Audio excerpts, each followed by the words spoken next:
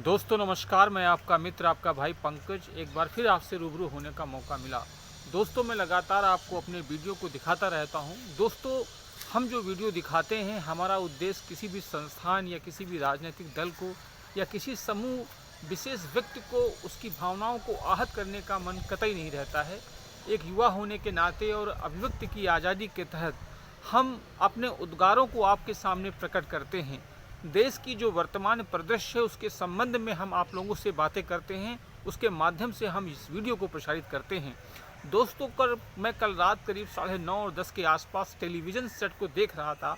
उसमें लगातार कई चैनलों पर खासकर वर्तमान सरकार, ये मानिएगा खासकर जो एक सर्वे किया था, खासकर प्रमुख जो चैनल हैं न्यूज़, उनका सर्वे ये था कि वर्तमान परिदृश्य में आज तात्कालिक लोकसभा चुनाव होते हैं तो ये मानिएगा कि एनडीए को 391 लोकसभा क्षेत्र में उनकी सीटें बढ़ने के आसार हैं। यानी कि खाली अकेले भारतीय जनता पार्टी को 291 लोकसभा क्षेत्रों में बढ़त होने की उम्मीद है। उसी में यूपीए, एनडीए जिसको हम बोल सकते हैं राष्ट्रीय जनतावादी गठबंधन, उनको 391 लोकसभा क्षेत्र में बढ़ने की उम्मीद है। उसी प्रकार यूपीओ खासकर राष्ट्रीय संयुक्त प्रतिशील गठबंधन को उन्होंने जो यूपीए है उसको 91 लोकसभा क्षेत्रों में बढ़ने की उम्मीद की थी। इस प्रकार कांग्रेस को अकेले खासकर 51 लोकसभा क्षेत्रों में बढ़ने की उम्मीद थी। दोस्तों मैं एक चीज़ खासकर अपने भारत के नवीन आकार लेते हुए युवा और भारत के 135 करोड़ नागरिकों से ये पूछना चाहता हूँ। देखिए मैं पुनः ये आपसे कहना चाहता हूँ कि मैं किसी भी राजनीतिक दल से संबंधित व्यक्ति नहीं हूँ।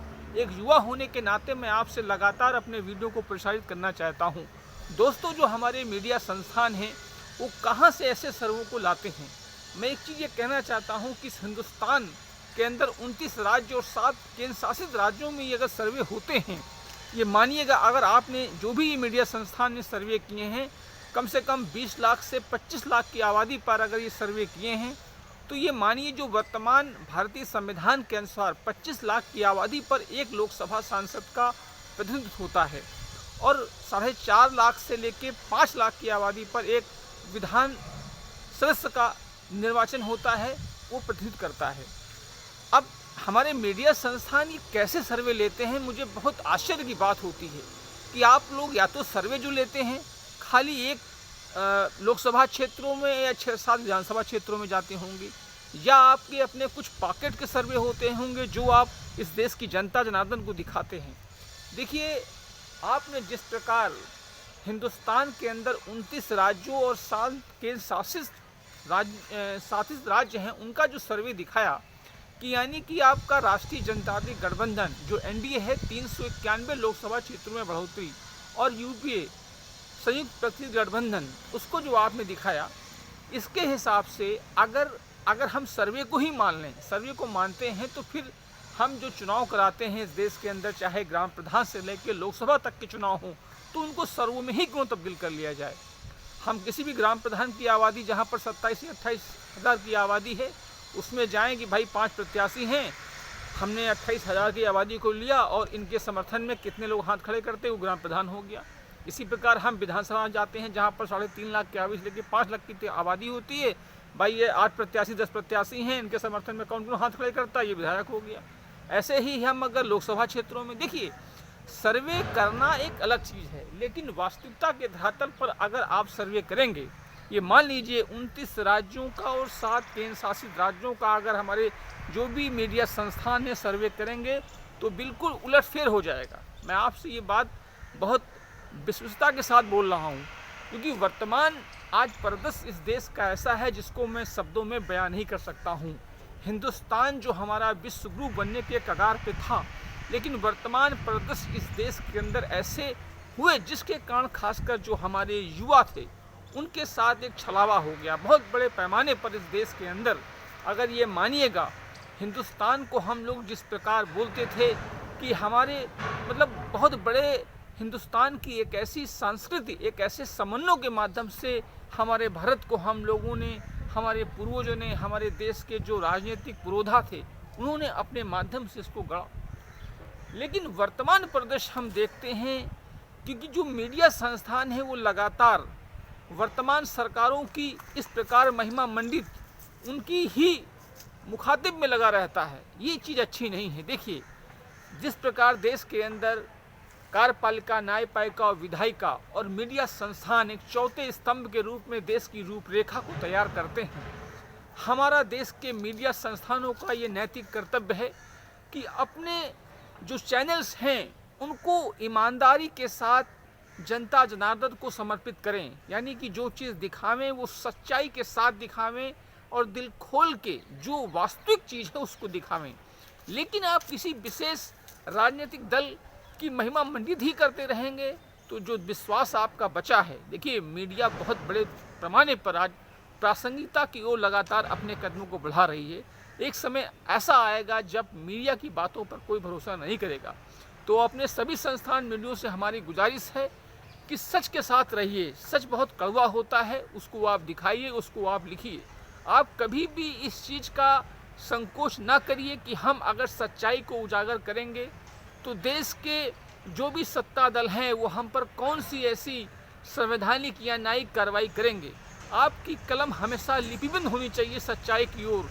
आपके एंकर्स, आपके एडिटर्स इलेक्ट्रॉनिक मीडिया और प्रिंट मीडिया में जो लिखें वो सच्चाई के साथ हमेशा उनको लिखना चाहिए। ये देश का एक ऐसा स्तंभ है जिसको हिंदुस्तान के 135 करोड़ देशवासी सर आंखों पर रखते हैं। आपकी बताई गई हुई चीज़, आपके बताए गए हुए मैसेज, आपकी बताई हुई चीज़ें जनता जनार्दन सर आंखों पर रखती है, उसको सच्चाई मानती है। लेकिन अगर आप इसी प्रकार देश की जनता को भ्रामक प्रचार के माध्यम से, एक सर्वे के माध्यम से आप पूरे देश की राजनीति के समीकरणों को समझाएंगे तो ये चीज़ सही नहीं है। इससे आपकी विश्वसनीयता में बहुत बड़ी पैमाने पर कमी आ जाएगी। मैं अपने हिंदुस्तान के 135 करोड़ देशवासियों से गुजारिश करना चाहता हूँ कि मेरे देशवासियों, हिंदुस्तान के भाग्य विधाता हैं आप। अपने देश की अपनी विधानसभाओं में आप लोग अपनी लोकसभा क्षेत्रों में जब वोट करते हैं तो ये आपकी स्वेच्छा है, आपका मन है, आपकी इच्छा है, आप जिस राजनीतिक दल को चाहें वोट दें। लेकिन इस प्रकार की भ्रामक चीज़ों से उस पर कतई विश्वास न करें। आपकी जहाँ पर इच्छा हो, आपका हृदय, आपका मन जिस राजनीतिक दल के प्रति आस्था रखता हो उसको आप दीजिए, कोई दिक्कत नहीं है। लेकिन अगर हमारे संस्थान, मीडिया संस्थान ऐसे भ्रामक प्रचार करेंगे, अब मैं आपसे फिर यही कहना चाहता हूँ कि ये पूरी रूपरेखा क्यों गढ़ी जा रही है। उसका सबसे बड़ा जो रीज़न है, क्योंकि देश के अंदर अभी 4 से 5 महीनों के अंदर विधानसभा चुनाव होने हैं। उसमें खासकर पश्चिमी बंगाल है, तमिलनाडु है, गुजरात है और कई स्टेट हैं जिनमें चुनाव होने हैं।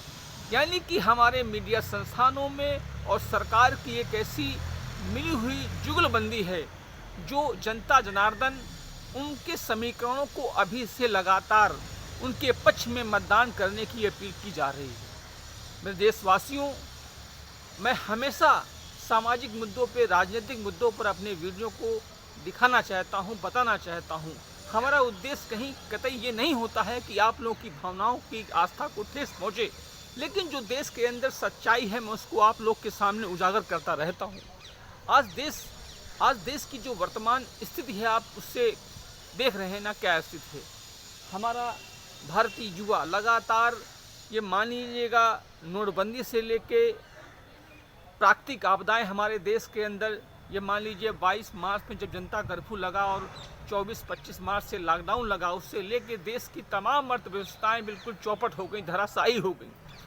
प्राइवेट नौकरीकरण से लेके ये मानिएगा आज भी वो स्थितियां जिनकी नौकरी उस प्राकृतिक आपदाओं में गई, अभी तक उन लोगों को बहुत मुश्किल से कहीं नौकरी मिली है। आज देश की इकोनॉमिक स्थिति, अर्थव्यवस्था इतने बड़े पैमाने पर, इतने निचले पायदान पर खड़ी है जिसको मैं बता नहीं सकता हूँ। देश के अंदर ऐसी ज्वलंत मुद्दे हैं जहाँ पर सरकार चौतरफा घिरी हुई है और सरकार को चाहिए कि एक ऐसे समीकरण के माध्यम से देश के युवाओं के सृजन के लिए रोजगार करे। अगर रोजगार देश सरकार नहीं दे पाएगी तो ये मानिएगा, क्योंकि हम इस सरकार से हमेशा ये अपील करते हैं, जिस प्रकार आपने हमारे भारतीय आस्था प्रतीक अयोध्या का मुद्दा जो था उसको आपने बहुत बेहतरीन के साथ रखा, धारा 370 का मामला था उसको आपने बहुत बेहतरीन तरीके से संभाला। उसी प्रकार अब सभी जो वर्तमान ज्वलंत मुद्दे हैं उनको आप संभालिए। लेकिन इस देश के अंदर मैं हमेशा यही चीज़ कहना चाहूँगा कि हमारे जो मीडिया संस्थान हैं वो अपने आप को पूर्णतः ईमानदारी के साथ देश को सप्रेम भेंट दें। वो देश की वास्तविक सच्चाई को सदैव दिखाते रहें, क्योंकि अगर वो सच्चाई नहीं दिखाएंगे तो सरकार, चाहे राज्य की सरकारें हों या केंद्र की सरकारें हों, वो तानाशाह रूप में काम करने लगती हैं।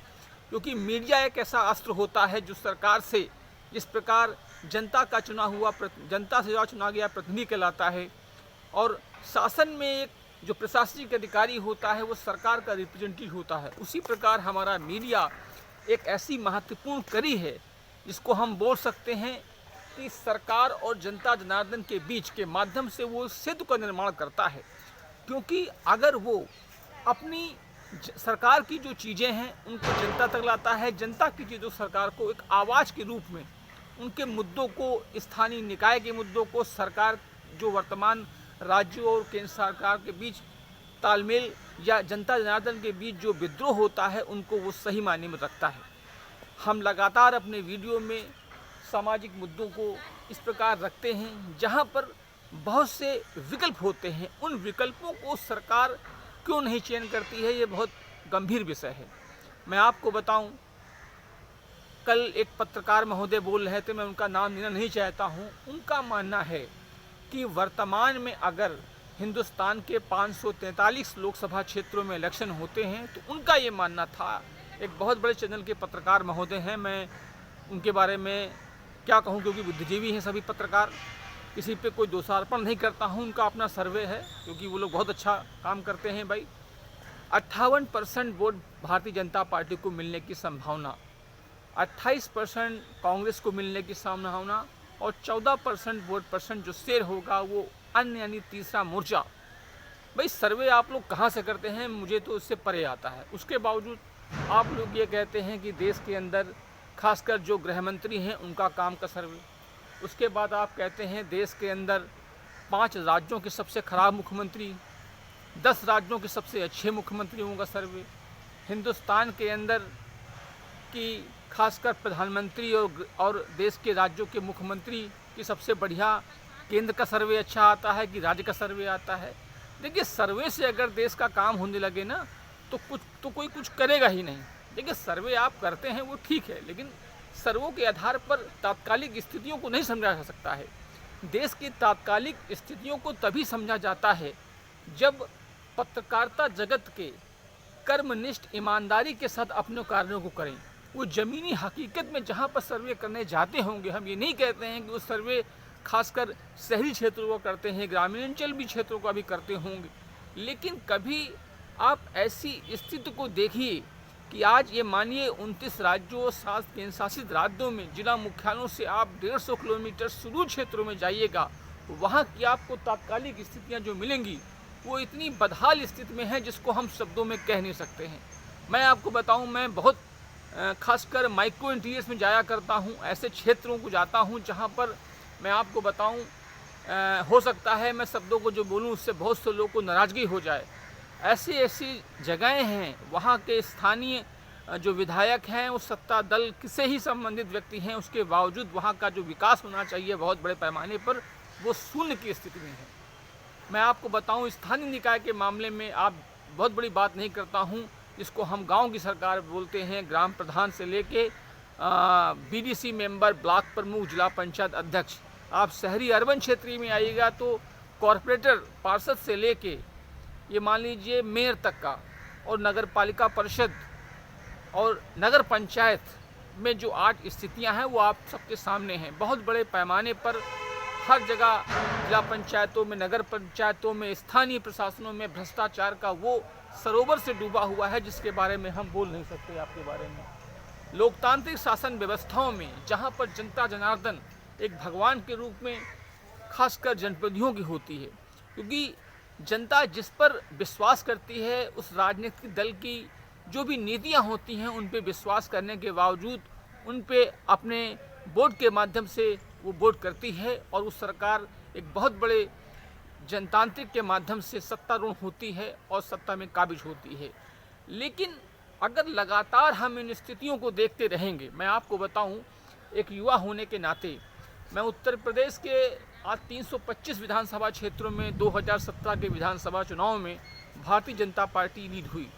वर्तमान परिदृश्य में मैं प्रदेश की हालत ये कहना नहीं चाहता हूँ कि काम नहीं हुआ है, लोगों का मैं बताऊं आपको, कुछ विभाग ऐसे हैं उत्तर प्रदेश में। हमारे अभी एक मित्र हैं जो खासकर फार्मासिस्ट फाउंडेशन से जुड़े हुए हैं, फार्मासिस्ट कैडर से। मेरी उनसे बात हुई, उन्होंने कहा कि उत्तर प्रदेश के अंदर 1999 से लेकर अभी तक कोई भी वैकेंसी, फार्मासिस्ट एक पद है जो पूरे देश के अंदर है उत्तर प्रदेश फार्मेसी काउंसिल में, उसमें आज तक वैकेंसी कोर्ट के आदेशानुसार हुई है। राज्य सरकार ने कोई भी वैकेंसी नहीं की है। इसी प्रकार मैं अन्य विभागों के बारे में बताऊं, ये तो उत्तर प्रदेश है। मैं आपको बहुत बड़े पैमाने पर अगर ले चलूँ तो खासकर अन्य राज्य भी हैं। उसमें मैंने आपसे ही बताया था जो कि 5 राज्यों में 10 राज्य के सबसे बढ़िया मुख्यमंत्री, उसमें सबसे पहला नाम उड़ीसा के नवीन पटनायक के आया था। और जो सबसे खराब मुख्यमंत्री 5 राज्यों के थे उसमें त्रिवेंद्र सिंह रावत जी जो है वो उत्तराखंड के मुख्यमंत्री थे। अगर इसके आधार पर आप चयन करेंगे तो ये चयन का तरीका नहीं है। जनता जनार्दन खुद चयन कर देती है, खुद सर्वे करके दे देती है। आप लोग तो सर्वे ही करते हैं। और मैं आपको बताऊं कि देश की वार्षिक स्थितियां ऐसी रहती हैं जो सामान्य जनजीवन को बहुत प्रभावित करती रहती हैं। अभी ये मानिएगा 2022 में विधानसभा चुनाव उत्तर प्रदेश में होने हैं। मैं आपको बताऊं, उत्तर प्रदेश विधानसभा चुनाव जो होंगे इस बार के, वो अपने आप में एक बहुत अलग तरीके से चुनाव होंगे, क्योंकि वर्तमान स्थितियां प्रदेश की ऐसी स्थितियां हैं। 400 विधानसभा क्षेत्रों में जो भी रुझान आएंगे, मैं भी उसको कह नहीं सकता हूं स्पष्ट रूप से, बहुत आश्चर्यजनक रिजल्ट आएंगे आपके सामने। यही चीज़ जब 2024 में लोकसभा चुनाव होंगे इस देश के अंदर 543 लोकसभा क्षेत्रों के, तो जो ये सर्वे दिया है हमारे पत्रकार मीडिया संस्थानों ने, इस सर्वे का बिल्कुल उलटफेर हो जाएगा।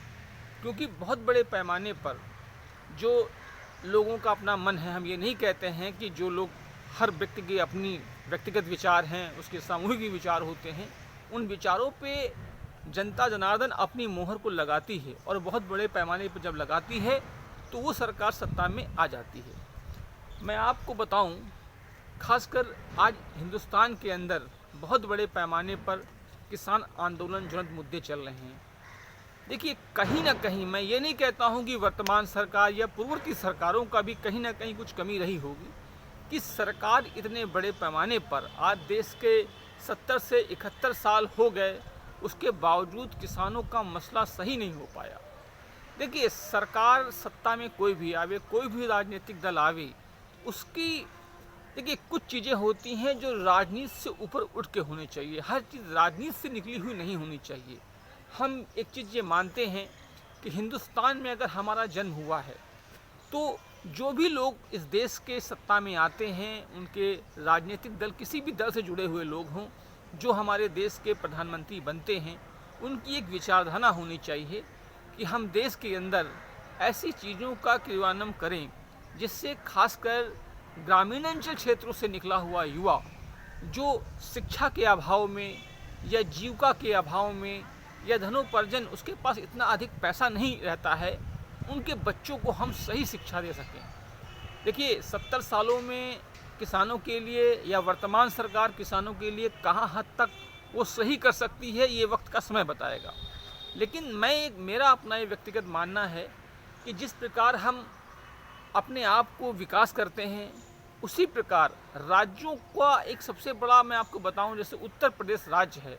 अब आप कहेंगे कि आप बहुत जानकार हैं, मैं बहुत जानकार नहीं हूं। देखिए, उत्तर प्रदेश राज्य जो है बहुत फैला हुआ, बहुत बड़ा राज्य है।